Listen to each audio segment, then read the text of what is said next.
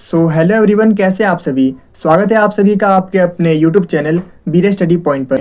तो आज की इस वीडियो में हम बात करने वाले हैं हिस्ट्री ऑफ इंडिया के बारे में, और जो टाइम पीरियड रहने वाला है वो है 1858 से लेकर 1947 तक का। तो आज की ये वीडियो एनईपी के 6th सेमेस्टर के स्टूडेंट्स के लिए काफ़ी ज़्यादा इंपॉर्टेंट होने वाली है, जिन भी स्टूडेंट्स के पास ये सब्जेक्ट है। तो आज की इस वीडियो में हम बात करेंगे भारत के इतिहास के बारे में, और टाइम पीरियड रहने वाला है 1858 से लेकर 1947 तक। तो इस सेमेस्टर के अंदर यानी कि इस सब्जेक्ट के अंदर हमें बेसिकली इस टाइम पीरियड के अंदर भारत में क्या क्या हुआ उसके बारे में जानने को मिलेगा। और जो क्वेश्चन मैं आपको बता रहा हूँ, अगर आपने उन क्वेश्चन आंसर को अच्छे से प्रिपेयर कर लिया तो आपके एग्जाम में वही सेम क्वेश्चन आपको देखने को मिलने वाले हैं। और मैं आपको बताना चाहूँगा कि आज की ये वीडियो हिंदी मीडियम के साथ साथ इंग्लिश मीडियम वाले स्टूडेंट्स के लिए भी काफ़ी ज़्यादा इंपॉर्टेंट होने वाली है, क्योंकि आज की इस वीडियो में मैं आपको हिंदी और इंग्लिश दोनों मीडियम में ही कंटेंट को प्रोवाइड करने वाला हूँ। एंड एज यू नो, हम अपनी वीडियो में आपको सिर्फ और सिर्फ इंपॉर्टेंट कंटेंट ही पढ़ाते हैं, जो कि आपके एग्जाम के पॉइंट ऑफ व्यू से काफ़ी ज़्यादा इंपॉर्टेंट होते हैं, बेसिकली जिन टॉपिक से आपके एग्जाम में क्वेश्चन पूछे जाते हैं। तो आज की इस वीडियो में मैं आपको जो क्वेश्चन बताने वाला हूँ वो सेम क्वेश्चन आपको आपके एग्जाम में देखने को मिलेंगे, ये मेरी गारंटी है। तो बिना टाइम वेस्ट करते हुए बढ़ते हैं अपने वीडियो की तरफ। तो चलिए सबसे पहले हम बात करते हैं इसके लेटेस्ट सिलेबस के बारे में। तो मैं आपको बताना चाहूँगा कि तो सिलेबस के अंदर टोटल आपको 5 यूनिट्स पढ़नी है, और हर एक यूनिट के अंदर कुछ लेसन्स हैं, उसे भी हमें समझना है। तो सबसे पहले हम बात करते हैं यूनिट नंबर 1 के बारे में, जो कि है social issues and reforms movement, यानी कि सामाजिक मुद्दे और सुधार आंदोलन। तो इस यूनिट के अंदर बेसिकली हमें 19th सेंचुरी यानी कि जो 19वीं सदी है उसके स्टार्टिंग पीरियड में जो सुधारवादी आंदोलन हुए उसके बारे में हमें जानने को मिलेगा। इसके साथ ही हमें जानने को मिलेगा कि ज्योतिबा फूले और BR अम्बेडकर ने सामाजिक असमानता को दूर करने और समानता को बढ़ावा देने के लिए उन्होंने कौन कौन से प्रयास किए, उनके सुधारवादी आंदोलनों के बारे में हमें जानने को मिलेगा। और इसके साथ ही इस लेसन के अंदर हमें पढ़ना है महिला सुधार आंदोलन के बारे में, यानी कि वुमेन रिफॉर्म्स मूवमेंट के बारे में। इसके अलावा किसान, आदिवासी और जाति व्यवस्था वाली आंदोलन के बारे में भी हमें जानने को मिलेगा। तो चलिए इसके बाद बात करते हैं यूनिट नंबर 2 के बारे में। तो यूनिट नंबर 2 है जिसका नाम है औपनिवेशिक राज्य के अधीन अर्थव्यवस्था, यानी कि इकोनॉमी अंडर कॉलोनियल रूल। तो मैं आपको बता दूं, तो इसके अंदर बेसिकली आपको ड्रेन ऑफ वेल्थ थ्योरी के बारे में जानने को मिलेगा, जिसे दिया था दादा भाई नौरोजी ने, जिसके अंदर ये बताया गया था कि किस तरीके से अंग्रेज भारत के धन को लूटते हुए ले जा रहे हैं। तो इन्हीं चीज़ों के बारे में आपको यूनिट नंबर 2 के अंदर जानने को मिलेगा। तो चलिए अब हम बात करते हैं यूनिट नंबर 3 के बारे में। तो यूनिट नंबर 3 है नेशनलिस्ट पॉलिटिक्स, यानी कि राष्ट्रवादी राजनीति। तो इसके अंदर बेसिकली हमें ये जानने को मिलेगा कि 1858 से लेकर 1947 तक इस टाइम पीरियड के अंदर लोगों के अंदर कैसे राष्ट्रवादी भावना का उदय हुआ, विकास हुआ। और इसके साथ ही हम पढ़ेंगे इस टाइम पीरियड में जो भारतीय राष्ट्रीय कांग्रेस की स्थापना हुई थी उसके पीछे के क्या रीजंस थे, कैसे इसकी स्थापना हुई, इन्हीं सभी चीज़ों के बारे में आपको जानने को मिलेगा। इसके अलावा हमें उदारवादी और क्रांतिकारी राष्ट्रवादी दृष्टिकोण के बारे में भी जानने को मिलेगा। इसके साथ ही हम पढ़ेंगे महात्मा गांधी और जन राष्ट्रवाद के बारे में, जिसके अंदर हम महात्मा गांधी के विचारों के बारे में कि वो इतने ज़्यादा पॉपुलर कैसे हुए, उन्होंने किस तरीके से अपने आंदोलनों को राष्ट्रीय आंदोलन और जन आंदोलन बनाया, इसके बारे में हमें डिटेल में जानने को मिलेगा। तो चलिए इसके बाद अब हम बात करते हैं यूनिट नंबर 4 के बारे में। तो यूनिट नंबर 4 है जिसका नाम है अदर ट्रेंड्स इन नेशनलिज्म, यानी कि राष्ट्रवाद में अन्य प्रवृत्तियां। तो इसके अंदर बेसिकली हमें ये जानने को मिलेगा कि भगत सिंह, जिनके राष्ट्रवाद को लेकर अलग ही विचार थे, और वो किस तरीके से उनके राष्ट्रवादी विचार थे उसके बारे में हमें जानने को मिलेगा। इसके साथ ही भगत सिंह ने जो HSRA की स्थापना की थी, यानी कि हिंदुस्तान सोशलिस्ट रिपब्लिक एसोसिएशन की स्थापना की थी, तो उसके बारे में आपको जानने को मिलेगा। इसके अलावा आपको जानने को मिलेगा सुभाष चंद्र बोस जी के बारे में, जिन्होंने INA यानी कि इंडियन नेशनल आर्मी की स्थापना की थी। तो इसके बारे में हमें जानने को मिलेगा कि इनके राष्ट्रवाद को लेकर किस तरीके के विचार थे। इसके अलावा आपको इस यूनिट के अंदर लेफ्ट मूवमेंट यानी कि वामपंथ आंदोलनों के बारे में जानने को मिलेगा, जिसके अंदर आप किसान आंदोलन, श्रमिक आंदोलन और जयप्रकाश नारायण की समाजवादी पार्टी के बारे में जानने को मिलेगा। तो इसके बारे में आपको यूनिट नंबर 4 के अंदर जानने को मिलेगा।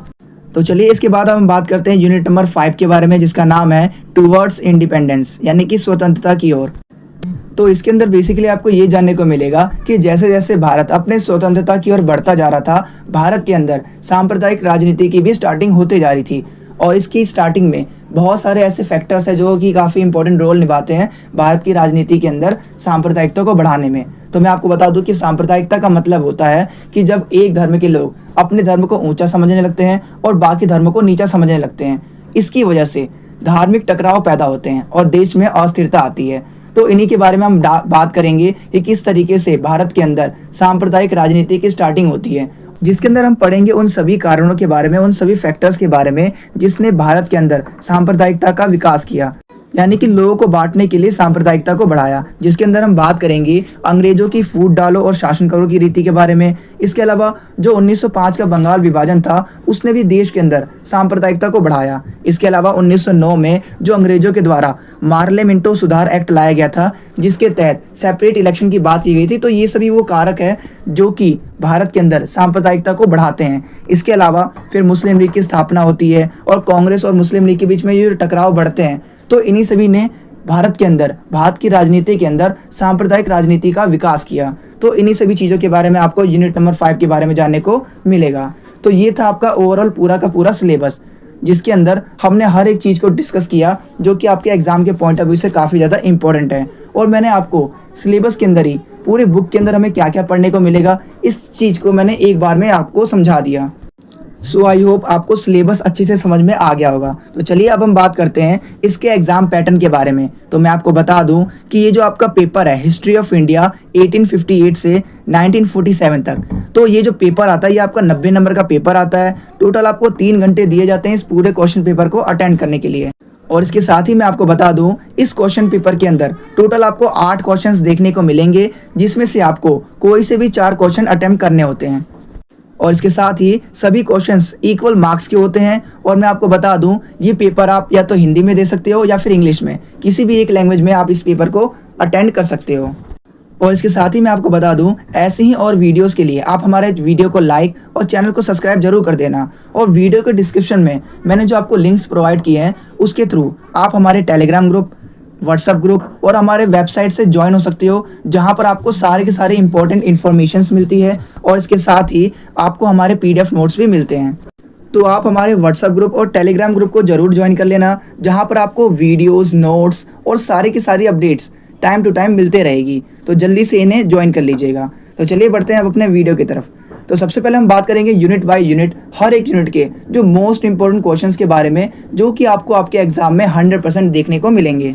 तो चलिए सबसे पहले हम बात करते हैं यूनिट नंबर 1 के बारे में, जिसका नाम है सामाजिक मुद्दे और सुधार आंदोलन, यानी कि social issues and reform movements के बारे में। तो इस यूनिट से जो फर्स्ट टाइप का आपके एग्जाम में क्वेश्चंस पूछे जाते हैं, तो जैसा कि आप स्क्रीन पर देख पा रहे हो, कुछ इस तरीके से इस यूनिट से फर्स्ट टाइप का आपके एग्जाम में क्वेश्चंस पूछा जाता है। तो अगर आप इन सभी क्वेश्चंस को पढ़ते हो तो आप एक कंक्लूजन पे पहुंचोगे कि इन सभी क्वेश्चंस में बेसिकली हमसे ये पूछा जा रहा है कि 19वीं सदी के उत्तरार्ध में, यानी कि 19th सेंचुरी के स्टार्टिंग पीरियड में भारत में जो सामाजिक धार्मिक सुधार आंदोलन हुए उनके क्या उद्देश्य थे और किस तरीके से उन्होंने भारत में परिवर्तन लाया। इन्हीं सभी चीज़ों के बारे में आपको जानने को मिलेगा। तो अपने आंसर में सबसे पहले हम एक इंट्रोडक्शन लाइन लिखेंगे, जिसके अंदर हम ये बताएंगे। तो अपने आंसर में सबसे पहले हम एक इंट्रोडक्शन लाइन लिखेंगे, जिसके अंदर हम ये बताएंगे कि औपनिवेशिक भारत में, यानी कि जब भारत अंग्रेजों के अधीन था, भारत जब अंग्रेजों का गुलाम था, तो उस टाइम पीरियड में 19वीं सदी के उत्तरार्ध में, यानी भारत के अंदर कई सामाजिक धार्मिक सुधार आंदोलन होने स्टार्ट हो गए थे। और ये जो मूवमेंट हुए थे, ये जो आंदोलन हुए थे, इनका बेसिकली मेन ऑब्जेक्टिव था भारत की सोसाइटी के अंदर, यानी कि इंडियन सोसाइटी में जो अंधविश्वास और जो धार्मिक असमानताएं फैली हुई है उसको दूर करना। और इसके अंदर इन सुधार आंदोलनों में जो सुधारक थे उन्होंने समाज को आधुनिक, एजुकेटेड और अवेयर बनाने का प्रयास किया। और इस तरीके से इन आंदोलनों ने, यानी कि इन मूवमेंट्स ने भारतीय समाज में नई चेतना और सुधार की भावना को पैदा किया। तो बेसिकली इन सामाजिक धार्मिक सुधार आंदोलनों ने, यानी कि सोशियो रिलीजियस रिफॉर्म मूवमेंट्स ने इंडिया के अंदर, इंडियन सोसाइटी के अंदर जो सामाजिक असमानताएं थी, ऊंच नीच का भेदभाव था, इसको दूर करने और जो धार्मिक अंधविश्वास थे, धार्मिक जो कुरीतियां थी, उनको दूर करने में एक इम्पोर्टेंट रोल निभाया और हमारी इंडियन सोसाइटी को सुधारने में एक महत्वपूर्ण भूमिका निभाई। तो चलिए इसके बाद अब हम बात करते हैं इन सामाजिक धार्मिक सुधार आंदोलनों के क्या ऑब्जेक्टिव्स थे, यानी कि क्या उद्देश्य थे, मतलब कि आखिर इन आंदोलनों को क्यों स्टार्ट किया गया था। तो मैं आपको बता दूं इसके पीछे कई उद्देश्य थे। तो सबसे पहले हम बात करेंगे सामाजिक कुरीतियों को समाप्त करना। तो इसका पहला ऑब्जेक्टिव क्या था कि समाज के अंदर जो सोशल इविल्स है, यानी कि सामाजिक कुरीतियां हैं, उसको समाप्त करना। तो मैं आपको बता दूं इन सुधार आंदोलनों का जो मेन ऑब्जेक्टिव था वो सती प्रथा, बाल विवाह, पर्दा प्रथा और जातिगत जो भेदभाव थे, यानी कि जो सामाजिक बुराइयां थी, इनको खत्म करना इसका उद्देश्य था।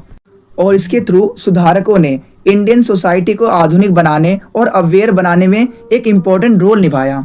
तो इसके बाद इसका जो दूसरा ऑब्जेक्टिव था वो था महिलाओं की स्थिति में सुधार करना, यानी कि improving the status of women. तो जैसा कि आप सभी जानते ही हैं, 19वीं सदी के उत्तरार्ध में, यानी कि लेट 19th सेंचुरी में, देखिए जब भी मैं बात करूंगा लेट 19th सेंचुरी की, इसका मतलब है 1850 के बाद का टाइम पीरियड। तो इस टाइम पीरियड के अंदर जो महिलाओं की स्थिति थी वो बहुत ही ज़्यादा अच्छी नहीं थी। उन्हें ना तो शिक्षा का अधिकार था, इसके अलावा सती प्रथा और बाल विवाह जैसी कुरीतियाँ भी समाज में प्रचलित थी। तो इसीलिए इन सुधार आंदोलनों में जो सुधारक थे, उन्होंने महिलाओं की स्थिति में सुधार करने का ऑब्जेक्टिव रखा अपने इन सामाजिक सुधार आंदोलनों का। तो मैं आपको बता दूं कि इन सामाजिक सुधार आंदोलनों ने महिला शिक्षा, विधवा पुनर्विवाह और महिलाओं के अधिकारों पर जोर दिया, और सुधारकों ने महिलाओं को समाज में सम्मान देने और समान अवसर देने का प्रयास किया कि उन्हें भी इक्वल अपॉर्चुनिटीज़ मिले और उनको भी पुरुषों के समान अधिकार और सम्मान मिले। तो सामाजिक सुधार आंदोलनों का, यानी कि सोशियो रिलीजियस मूवमेंट का जो अगला ऑब्जेक्टिव था वो था जाति प्रथा और अस्पृश्यता का विरोध करना। तो जैसा कि आप सभी जानते ही हैं कि इंडिया के अंदर कई सदियों से जाति प्रथा और छुआछूत जैसी सामाजिक बुराइयां विद्यमान थी, यानी कि प्रचलित थी। और इन सामाजिक बुराइयों के अंदर समाज के एक निचले वर्ग को काफ़ी हीन समझा जाता था और उनके साथ काफ़ी ज़्यादा भेदभाव किया जाता था। तो इसीलिए इन सामाजिक धार्मिक सुधार आंदोलनों के अंदर जो सुधारक थे, उन्होंने छुआछूत और ऊंच नीच का विरोध किया, और ज्योतिबा फूले और अंबेडकर जैसे नेताओं ने सामाजिक समानता और महिलाओं को भी, और इसके अलावा जो दलित लोग हैं, जो नीचे जाति के लोग हैं, उनको भी अधिकार मिले, समान अधिकार मिले, इसके लिए उन्होंने संघर्ष किया, आंदोलन किए, ताकि उन्हें भी इक्वल अपॉर्चुनिटीज़ मिल सके और उनके साथ भी इक्वालिटी का बिहेवियर किया जा सके। तो इसके बाद जो इसका अगला ऑब्जेक्टिव था वो था धार्मिक सुधार और अंधविश्वासों का विरोध करना। तो मैं आपको बता दूं, लेट 19th सेंचुरी के अंदर इंडिया के अंदर, खासकर हिंदू धर्म के अंदर, काफ़ी ज़्यादा अंधविश्वास और पाखंड और रूढ़िवादी जो परंपराएं थी वो काफ़ी ज़्यादा प्रचलित थी। तो इन धार्मिक सुधार आंदोलनों का मेन ऑब्जेक्टिव था कि ये जो अंधविश्वास है, जो धार्मिक रूढ़िवादिता है, इसको समाप्त करना और लोगों को सही और तार्किक सोच विकसित करना लोगों के अंदर। तो इसके लिए सुधारकों ने अंधविश्वास, पाखंड और रूढ़िवादी सोच के खिलाफ आवाज़ उठाई और ब्रह्म समाज और आर्य समाज जैसे समाजों की स्थापना हुई, जिन्होंने धर्म को सरल और तर्क संगत बनाने का प्रयास किया। यानी कि धर्म के अंदर जो भी सामाजिक बुराइयां थी, जो भी पाखंड थे, जो भी अंधविश्वास फैले हुए थे, उनको इन्होंने क्या किया, दूर करने का प्रयास किया और धर्म को सुधारने और धर्म के अंदर सही तार्किक सोच विकसित करने का प्रयास किया। आप देख रहे हैं मेरा चैनल वीरे स्टडी पॉइंट, और अगर अभी तक आपने मेरे चैनल को सब्सक्राइब नहीं किया है तो सब्सक्राइब करके बेल आइकन को जरूर प्रेस करना, ताकि मेरे चैनल पे आने वाली सभी वीडियो का नोटिफिकेशन सबसे पहले आप तक पहुंचे। तो चलिए अब वीडियो में आगे बढ़ते हैं। इसके बाद सामाजिक धार्मिक सुधार आंदोलनों का जो अगला ऑब्जेक्टिव था वो था आधुनिक शिक्षा का प्रचार करना, यानी कि स्प्रेड ऑफ मॉडर्न एजुकेशन। तो मैं आपको बता दूं कि सामाजिक धार्मिक सुधार आंदोलन के अंदर ये जो सुधारक थे, यानी कि ये जो रिफॉर्मर्स थे, इन्होंने शिक्षा को समाज का सबसे मुख्य साधन बताया, क्योंकि शिक्षा के माध्यम से ही सामाजिक बुराइयों को, अंधविश्वासों को और जो रूढ़िवादी सोच है उसको बदला जा सकता है। तो मैं आपको बता दूं कि इसके लिए स्कूल और कॉलेज खोले गए और वहाँ पर समाज के सभी वर्गों को, महिलाओं को भी और समाज के निचले वर्ग को भी शिक्षा का अधिकार दिया गया, और वहाँ पर सभी को शिक्षा प्रोवाइड की गई ताकि समाज के सभी वर्गों तक आधुनिक और अच्छी शिक्षा पहुँच सके। तो इसका जो अब अगला ऑब्जेक्टिव था वो था भारतीय समाज में आत्मविश्वास जगाना, यानी creating self confidence in the Indian society. तो मैं आपको बता दूं, इन सुधार आंदोलनों ने भारतीय संस्कृति और परंपराओं पर गर्व करने कि भाई हमारी जो संस्कृति है, हमारी जो परंपराएं हैं वो श्रेष्ठ है, तो हमें उसका सम्मान करना चाहिए और उसके ऊपर गर्व करना चाहिए। तो इस भावना को विकसित किया और इससे लोगों के अंदर आत्मविश्वास बढ़ा और इसके अलावा राष्ट्रीय चेतना भी बढ़ी। कि अंग्रेजों ने भारतीय समाज में ये सोच फैला दी थी कि जो भारतीय लोग हैं वो असभ्य हैं, वो अज्ञानी हैं, उनके अंदर बिल्कुल भी संस्कार, सभ्यता के नाम की कोई चीज़ ही नहीं है। तो भारतीयों को ये सिखाना जरूरी था, ये बताना जरूरी था कि उनकी जो संस्कृति है, उनकी जो सभ्यता है वो अंग्रेजों से भी पुरानी है, यानी कि वो काफ़ी ज़्यादा सभ्य हैं और उनकी संस्कृति विश्व में सर्वश्रेष्ठ है। तो इसीलिए उनके अंदर ये आत्मविश्वास जगाना और राष्ट्रीय संस्कृति के प्रति गर्व की भावना को विकसित करना बहुत ज़्यादा जरूरी था। तो इसका जो अगला ऑब्जेक्टिव है वो है राष्ट्रीय चेतना को मजबूत करना, यानी कि नेशनल कॉन्शियसनेस को मजबूत करना। तो मैं आपको बता दूं, इन आंदोलनों ने लोगों को अपने अधिकारों और स्वतंत्रता के प्रति अवेयर बनाया और सामाजिक सुधार आंदोलनों ने यहीं आगे चलकर राष्ट्रीय आंदोलनों को भी इसने मजबूत किया। यानी कि इन्हीं आंदोलनों के माध्यम से लोगों के अंदर जागरूकता आई, वो अपने अधिकारों के प्रति जागरूक बने और वो अपनी स्वतंत्रता के लिए भी जागरूक बने। और इन आंदोलनों ने आगे चलकर जो राष्ट्रीय आंदोलन हुए उसको एक तरह से बल प्रदान किया, एक आधार प्रदान किया। तो ये सभी मैंने आपको सोशियो रिलीजियस रिफॉर्म मूवमेंट्स के मेन ऑब्जेक्टिव्स बताए, यानी कि सामाजिक धार्मिक सुधार आंदोलनों के मुख्य उद्देश्य बताए। सो आई होप आपको सारी चीज़ें अच्छे से समझ में आ गई होगी। अगर आपको सारे पॉइंट्स याद हो गए हैं तो आप अभी कमेंट में सारे पॉइंट्स की जो हेडिंग है वो आप अभी लिखिए। अगर आप कमेंट में नहीं लिख सकते हो तो कम से कम अपने नोटबुक में ज़रूर लिखिए, क्योंकि अगर आपने अभी लिख लिया तो आपको ये लंबे समय तक याद रहेगा, क्योंकि आपने इसको अभी अभी समझा है।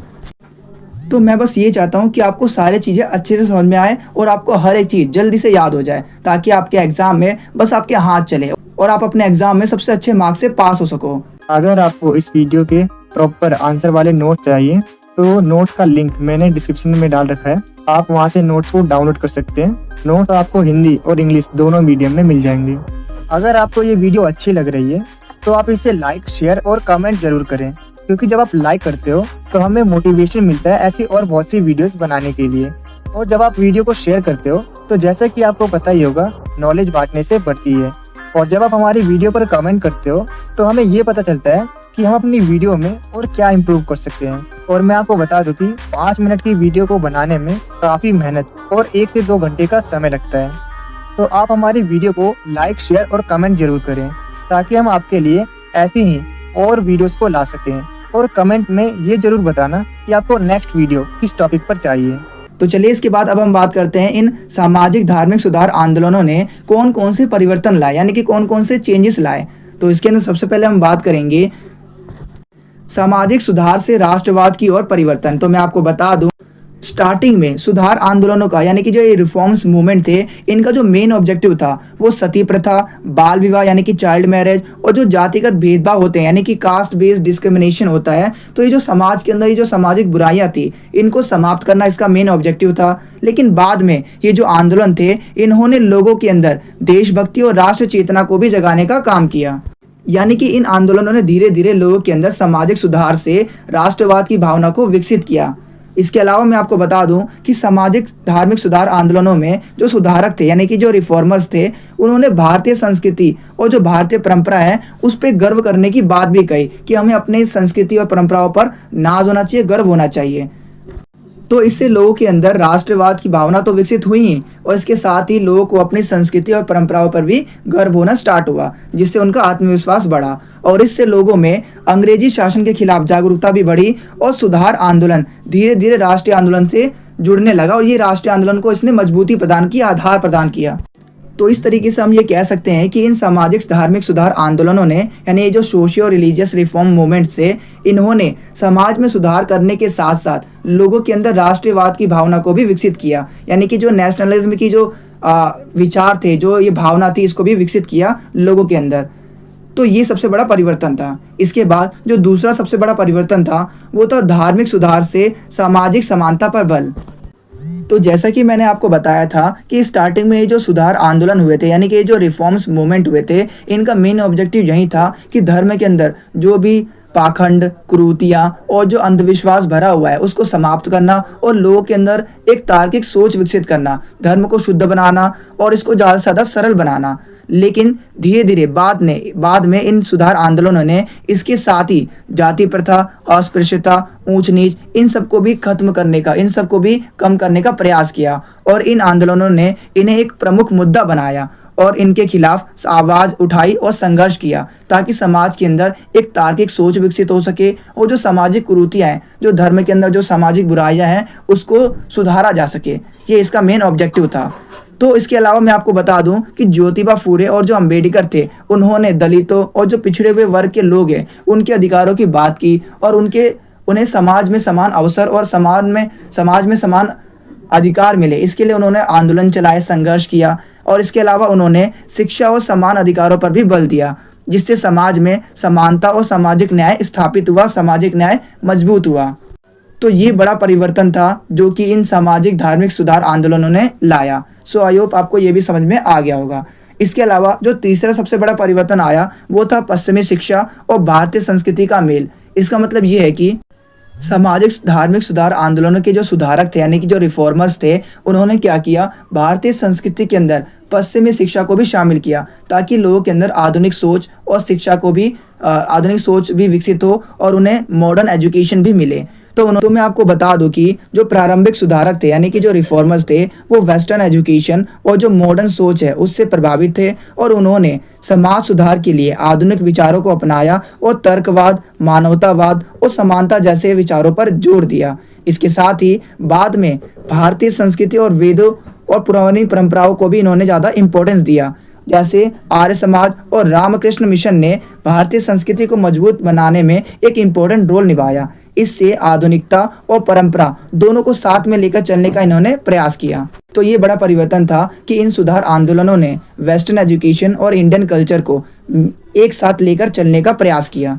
इसके अलावा मैं आपको बता दूं कि इन सामाजिक धार्मिक सुधार आंदोलनों यानी कि सोशियो रिलीजियस रिफॉर्म मूवमेंट से जो अगला सबसे बड़ा परिवर्तन था वो था एक्सपेंशन ऑफ रिफॉर्म मूवमेंट्स यानी कि सुधार आंदोलनों का विस्तार। तो मैं आपको बता दूं कि शुरुआत में ये जो सुधार आंदोलन हुए थे यानी जो रिफॉर्म्स मूवमेंट हुए थे, ये केवल और केवल शिक्षित यानी कि एजुकेटेड और जो सिटीज़ में रहने वाले लोग थे वहीं तक ये सीमित था। लेकिन धीरे धीरे इसका एक्सपेंशन होता गया और ये गांव और सामान्य लोगों तक भी पहुंचने लगा।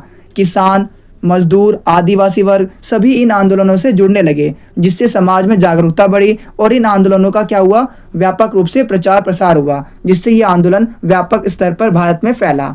और जिसके बाद आम जनता ने भी सामाजिक बदलाव की ज़रूरत को समझना शुरू किया। तो ये बड़ा परिवर्तन था जो कि सुधार आंदोलन की वजह से आया। इसके अलावा मैं आपको बता दूं कि इन सुधार आंदोलनों ने महिला सुधार आंदोलनों का भी विकास किया यानी कि development of women reform movements. तो जैसा कि आप सभी जानते ही हैं कि स्टार्टिंग में महिलाओं को शिक्षा का अधिकार नहीं था और भारतीय समाज में बाल विवाह और सती प्रथा जैसी प्रथाएं प्रचलित थी। और इन आंदोलनों ने इन सामाजिक बुराइयों को दूर करने और इन्हें समाप्त करने के लिए और इन सामाजिक सुधार आंदोलनों ने इन सामाजिक बुराइयों को समाप्त करने का प्रयास किया, जिसके बाद इन मुद्दों को एक विशेष महत्व मिला। जिसके बाद सती प्रथा, बाल विवाह और विधवाओं की समस्या के खिलाफ आवाज़ उठाई गई और महिला शिक्षा और विधवा पुनर्विवाह पर जोर दिया गया। जैसे पंडित रमाबाई और ईश्वरचंद्र विद्यासागर जैसे सुधारकों ने भी महिलाओं के अधिकारों और उनकी शिक्षा में एक इम्पोर्टेंट रोल निभाया। इन सुधारकों के प्रयासों से ही महिलाओं में शिक्षा और जागरूकता बढ़ी। तो ये एक बहुत बड़ा परिवर्तन था जो कि सामाजिक धार्मिक सुधार आंदोलनों ने भारतीय समाज में लाया। तो इसके बाद जो अगला सबसे बड़ा भारतीय समाज में परिवर्तन आया वो था जाति विरोधी आंदोलनों का विकास यानी कि growth of anti cast movements. तो मैं आपको बता दूं कि 19वीं सदी के अंत में यानी कि मैं बात कर रहा हूँ 1880 के बाद के टाइम पीरियड की, तो इस टाइम पीरियड में क्या हुआ, जाति प्रथा और अस्पृश्यता के खिलाफ बहुत सारे आंदोलन तेज हो गए। ज्योतिबा फूले, नारायण गुरु और डॉक्टर BR अम्बेडकर जैसे नेताओं ने दलितों और पिछड़े वर्गों के अधिकारों की मांग की। उन्होंने शिक्षा, सम्मान और राजनीतिक अधिकारों पर जोर दिया कि समाज के सभी वर्गों को समान अवसर मिलने चाहिए, सभी को समान अधिकार मिलने चाहिए और सभी को समान अवसर मिलने चाहिए। इसके लिए उन्होंने इसके ऊपर जोर दिया। तो इन आंदोलनों ने समाज में समानता की एक नई सोच को विकसित किया कि समाज में सभी लोग क्या हैं, इक्वल हैं। इससे सामाजिक वर्गों में जागरूकता और आत्मसम्मान बढ़ा। तो ये एक बहुत बड़ा परिवर्तन था जो कि भारतीय समाज में सामाजिक धार्मिक सुधार आंदोलनों ने लाया। तो इसके बाद भारतीय समाज में जो अगला सबसे बड़ा परिवर्तन आया वो था धार्मिक सहिष्णुता और एकता पर जोर। तो मैं आपको बता दूं कि कई सुधार आंदोलनों ने समाज के सभी धर्मों के प्रति सम्मान और भाईचारे की भावना को बढ़ावा दिया। ब्रह्म समाज, रामकृष्ण मिशन, इन सभी ने यानी कि इन सुधार आंदोलनों ने सभी धर्मों के प्रति सम्मान की भावना को विकसित किया लोगों के अंदर। और इसके अलावा मैं आपको बता दूं कि ब्रह्म समाज और रामकृष्ण मिशन ने मानवता, धार्मिक एकता और समानता का संदेश दिया कि सभी धर्म समान हैं और सभी धर्मों का सम्मान करना चाहिए। तभी समाज में एकता बढ़ेगी और राष्ट्र मजबूत होगा। और इसके अलावा इन सुधारकों का मानना ये था कि सभी धर्म लोगों को अच्छाई और मानव सेवा की शिक्षा देते हैं, इसीलिए सभी धर्मों का सम्मान करना चाहिए और धार्मिक सहिष्णुता को बनाए रखना चाहिए। इससे समाज में आपसी समझ बढ़ती है और सहिष्णुता की भावना भी विकसित होती है। सहिष्णुता का मतलब होता है सभी धर्मों के प्रति सम्मान की भावना रखना। सो आई होप आपको समझ में आ गया होगा कि किस तरीके से सामाजिक धार्मिक इन सुधार आंदोलनों ने कि सोशल रिलीजियस रिफॉर्म मूवमेंट्स ने भारतीय समाज में कितने बड़े परिवर्तन लाए। और अगर आपको ये सारी चीज़ें अच्छे से समझ में आ गई है तो वीडियो को लाइक और कमेंट में यस जरूर लिख देना। तो चलिए अब बात करते हैं इसके कंक्लूजन के बारे में। तो कंक्लूजन के तौर पर हम ये कह सकते हैं कि सामाजिक धार्मिक सुधार आंदोलनों ने भारतीय समाज में नई जागरूकता और सुधार की भावना को विकसित किया और इन आंदोलनों ने सामाजिक समानता, शिक्षा और राष्ट्रीय चेतना को भी मजबूत करने में एक इम्पोर्टेंट रोल निभाया। तो इस तरीके से फर्स्ट यूनिट का ये जो फर्स्ट मोस्ट इम्पोर्टेंट क्वेश्चन है ये फिनिश होता है। तो वीडियो में आगे बढ़ने से पहले मैं आपसे एक रिक्वेस्ट करना चाहूँगा कि जैसे आपका एग्ज़ाम ख़त्म होते हैं उसके बाद आप इस वीडियो पर दोबारा आया कीजिए और अपना फीडबैक ज़रूर शेयर कीजिएगा कि आपको हमारी इस एनिमेशन वीडियो से कितनी हेल्प मिली और हमारे बताए गए क्वेश्चंस में थे कितने क्वेश्चन आपको आपके एग्ज़ाम में एग्जैक्टली देखने को मिले। तो आप हमें कमेंट सेक्शन में बताया कीजिए कि जैसे ही आपका ये एग्ज़ाम ख़त्म हो उसके बाद आपको क्या करना है। जैसे आप गेट से बाहर निकलते हो या फिर ट्रैवल करते हो मेट्रो में, रिक्शे में, बस में, ऑटो में, आप क्या कीजिए इस वीडियो को दोबारा ओपन कीजिएगा और एक छोटा सा कमेंट जरूर कीजिएगा कि आपको हमारी इस एनिमेशन वीडियो से कितनी हेल्प मिली और कितने क्वेश्चन आए एग्जैक्टली जो हमने आपको बताया। क्योंकि आपका ये छोटा सा फीडबैक हमारे लिए बहुत ही ज़्यादा वैल्यूएबल होता है और आपके यही छोटे छोटे फीडबैक हमें आगे की वीडियोस बनाने के लिए काफ़ी ज़्यादा मोटिवेट करते हैं। और इसके साथ ही अभी आपको क्या करना है, वीडियो को पॉज करना है और आप एग्ज़ाम से कितने दिन पहले ये वीडियो देख रहे हैं वो कमेंट सेक्शन में ज़रूर बताना। और इसके अलावा आप कमेंट सेक्शन में ये जरूर बताया कीजिए कि आपका जो एग्ज़ाम है वो किस डेट को है। और इसके अलावा मैं आपको बता दूं कि काफ़ी सारे स्टूडेंट्स सिर्फ अपना एग्ज़ाम बताते हैं इस डेट को है। तो प्लीज़ आपसे रिक्वेस्ट है कि आप पूरी एग्ज़ाम की डेट शीट कमेंट सेक्शन में बताया कीजिए with date with complete exam name, जिससे कि हम आपके लिए आगे की वीडियो अच्छे से बना सकें। तो वीडियो में आगे बढ़ने से पहले मैं आपको बताना चाहूँगा कि अगर आपको इस वीडियो के प्रॉपर आंसर वाले नोट्स चाहिए तो जो नोट्स का लिंक है वो मैंने आपको अपने इस वीडियो के डिस्क्रिप्शन बॉक्स में प्रोवाइड कर दिया है। आप वहाँ से नोट्स को ईजिली डाउनलोड कर सकते हो। इसके अलावा मैं आपको बताना चाहूँगा कि हमारे नोट्स को डाउनलोड करते ही सबसे ऊपर आपको शो होगा सब्जेक्ट का नेम, जो कि है हिस्ट्री ऑफ इंडिया 1858 से लेकर 1947 तक। और इसमें हमने आपको प्रोवाइड किया है हमारे व्हाट्सएप और टेलीग्राम ग्रुप का लिंक। मैं आपसे रिक्वेस्ट करूंगा कि इसे जल्दी से जल्दी ज्वाइन कर लीजिए, क्योंकि इस ग्रुप के अंदर आपको SOL से रिलेटेड सारे के सारे अपडेट्स मिलने वाले हैं। और इसके अलावा हमने आपको प्रोवाइड किया है हमारे वेबसाइट का लिंक, जहां से आप किसी भी सेमेस्टर के नोट्स इजीली डाउनलोड कर सकते हो। और जैसा कि आप देख सकते हो नोट्स के अंदर हमने सबसे पहले आपको प्रोवाइड किया है लेटेस्ट सिलेबस, और उसके बाद यहाँ पर हमने आपको प्रोवाइड किया है क्वेश्चन पेपर, जिससे कि आपको ये नॉलेज हो सके कितने नंबर का पेपर आता है, कितने क्वेश्चन अटैम्प्ट करने होते हैं, किस मीडियम में अटैम्प्ट करना होता है और कितने टाइम में आपको उस पूरे क्वेश्चन पेपर को अटैम्प्ट करना होता है। और इसके बाद यहाँ पर आपको यूनिट बाय यूनिट हर एक यूनिट के मोस्ट इंपॉर्टेंट क्वेश्चंस मिलने वाले हैं, जो कि आपके एग्ज़ाम में अभी तक पूछे गए हैं। अलग अलग ईयर में अलग अलग तरीके से पूछे गए हैं, लेकिन जो हमारा आंसर होता है वो हमेशा सेम रहता है। और मैं आपको बताना चाहूँगा कि इसके जो आंसर है वो एकदम एक्यूरेट है, काफ़ी ज़्यादा रिसर्च करके बनाए हैं। और अगर आप इन आंसर्स को अपने एग्ज़ाम में लिखते हो तो आप डेफिनेटली अपने एग्ज़ाम में अच्छा स्कोर कर पाओगे। और अगर आपको ये वीडियो यूज़फुल लगे तो प्लीज़ इस वीडियो को लाइक और चैनल को सब्सक्राइब करना मत भूलना। तो आज की वीडियो में इतना मिलते हैं आपसे अगली वीडियो में। आपको ये वीडियो कैसी लगी कमेंट सेक्शन में ज़रूर बताना। Thanks for watching this video.